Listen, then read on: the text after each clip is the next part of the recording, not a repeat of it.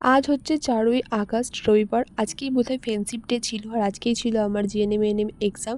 তো আমি এখানে বেরিয়ে পড়েছি। তো বাবাও গাড়ি নিয়ে চলে এসেছে। গাড়ি নিয়ে আসার পরে এখান থেকে আমরা সহেলিকে আর কাকিমাকে পিক করে নিয়েছি। করে নেওয়ার পরে এই যে আমরা চলে যাচ্ছিলাম আর রাস্তাতে প্রচুর বাবাল করেছি, যেখানে মানুষের উচিত ছিল গাড়ির মধ্যে পড়তে আমি দাঁত বের করে ভিডিও করতে গেছি। আর আমার সিট পড়েছিল সাঁকরাইলে সিকম ইঞ্জিনিয়ারিং কলেজে। আমাদের বাড়ি থেকে মোটামুটি 30 থেকে 45 মিনিটের ডিস্টেন্স ছিল।